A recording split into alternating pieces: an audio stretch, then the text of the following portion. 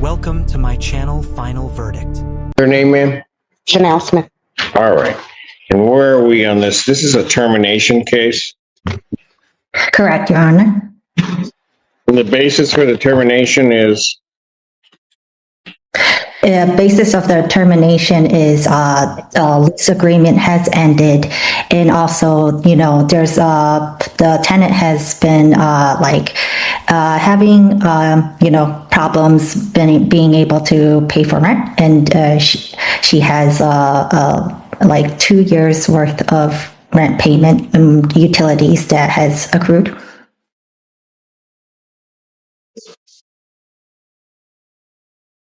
So is the lease ended? I never had a lease with her, and the whole thing was back in September. I had a fire at the house. The fire department came out, and the city ended up saying that the house was uninhabitable because the toilet fell through. Angela let me stay there for free, but what happened was when the fire department came out and they saw that the toilet was falling through, that the fire was in the wall, her father, which we were on the call last week, got upset about it, and the city came out and said that the house, I couldn't live there. So that's what the situation is with this. And may I add on to this? We've tried to work with Janelle to try and find a time for maintenance, and we've done a lot of maintenance, and we're actually actively working with the city. But however, because she hasn't been very cooperative, she hasn't really responded to my text on, I asked her, what is her availability? Can I provide contractors to come in? She never really replied back to me, and I have text messages and screenshots to show that case. First thing is I guess my first question is the house registered with the city to rent? So I gave... Hold on. Yes, ma'am. Ms. Chen? Yes, we are actively working with the city, and we got approval with the city last year, and everything was last year or 2 years ago. Does it have a current valid certificate of compliance? Not currently. We're working with the city to but because of the repairs that Janelle mentioned, that we need to fix the subflooring on the toilet. That was one of the biggest issue. But because we can't have access to the premise, and my father has been a lot of the. I don't know who can't. I mean, there are ways of getting access to the premises, even if he disagrees to get access. So I'm not sure. That was not what happened. He came in, he changed the locks. Who changed the locks? Her father. The city came out. When? This happened in December. I submitted all the paperwork from the city and everything, how he came out. Yeah, that's fine, but he came. And he removed my things. He what? And he removed my belongings. May I interject, Your Honor? During that time, this is an emergency situation. We had to have, the boiler is out, and we had to have, there was no heat in the house, and this is back in November. And I could give you the specific dates. I've let Janelle know beforehand that my father was going to be on premise. I gave her a 24-hour heads up and let her know, and she knows that it is like. Ma'am, I'm just going to stop you. Were the locks changed?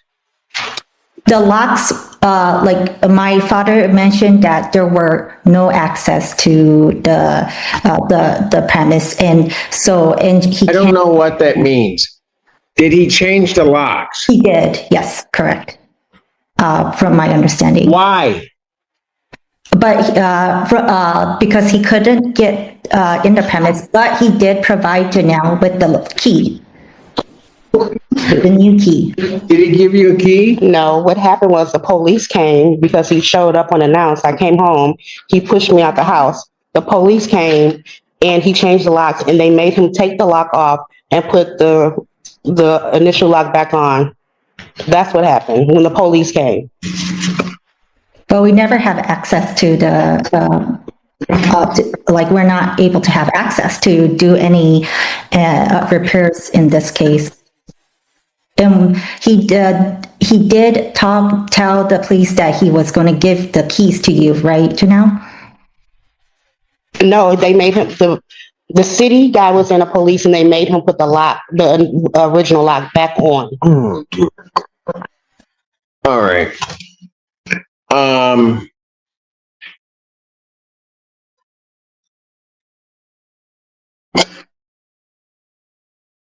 So are you requesting a money judgment in this case?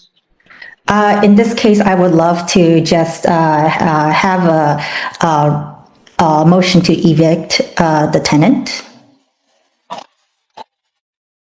Because you requested a money judgment on this case, and there's going to be a huge problem with that.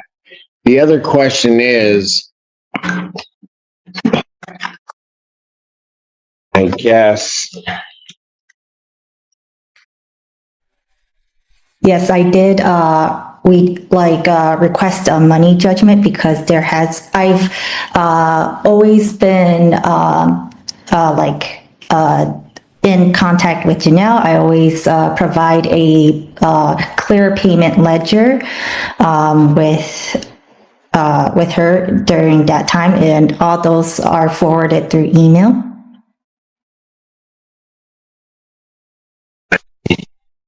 so, ma'am, did you file this complaint?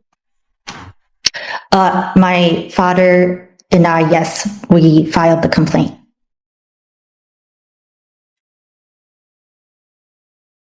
Okay. And that's David, is your Correct. father? That's right. My father's name is David. Who owns the property? I own the property, but recently we just filed to in a joint ownership on the property. Yeah, but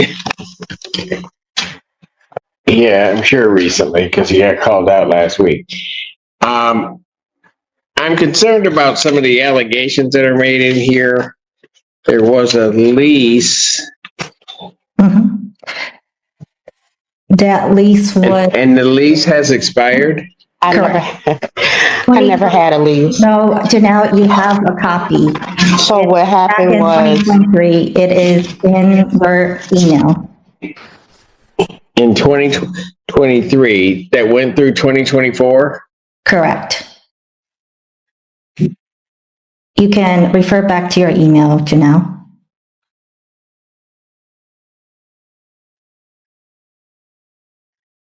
This was came out and did an inspection and said that the house, When did they do the inspection? they came back in September, they came in December. And what they said was December of, 2025, like December 9th or 10th. And what they said was, they were like, everyone needs to be on the same lease. What her father told us was that we all have to say that we're related, everyone, because it was a rooming house. And they said it was an illegal rooming house. oh my God.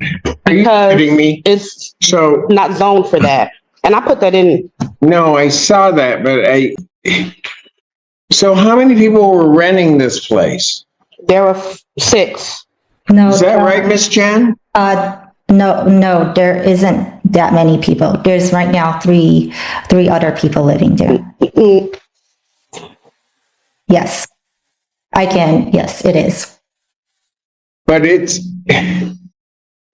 your certificate was for a single family dwelling, right? When I had the certificate, I used to live on premise, and it was But you yes, lived on the now premises. Okay. Yeah. So that I get. But then it was. But now because I'm no longer. Yes, you're right. We have to be a single family home. Right, because you're not on the premises. I get Correct. that. Yes. So when did you leave the premises? Jeez. So this was around 2020. Okay. That's incorrect. I moved in September of 2019. She did not live there. I live with 5 other people. Well, I don't, if she says she was residing there, I'm not gonna go back that far. It doesn't really Yeah, matter, because at some point she moves out. When she moves out, that's when the character of the premises change, and it has to be something different once she leaves. So whether she was there or not in it's irrelevant, quite frankly, for what I have here. But And we've been very generous to Janelle. We've let her stay there due to, I know she had a lot of hardships with, trying to get financial aid and having. ma'am, well, there's one thing in being generous, and there's also another thing in saying you can stay here, but I'm not going to follow the law. Those are very different things, and I'm not saying they're mutually exclusive, but they are very different things. And the question is from the court standpoint, is you're terminating her tenancy. Are there other people still residing in the place? Yes. I'm open to terminating everyone's tenancy, but yes, there You can is. go ahead and do They that. are. I'm trying to figure out, ma'am, why, if I have a group of people living on the premises, and or at some point would have been informed by the city that it's a single family dwelling, why I have one Correct. case for one tenant? You are right. We are, currently, we never changed back to a single family dwelling in which, and the lease has been. Yeah, but I get that. My question is why is this defendant here, but the others that are there not?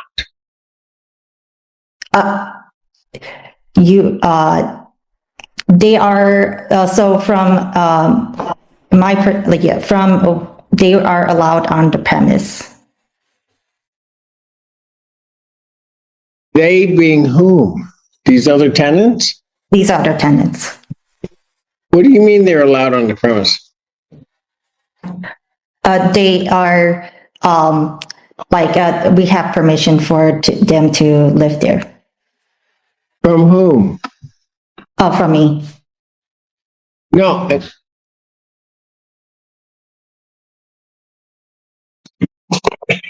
Let me try this again.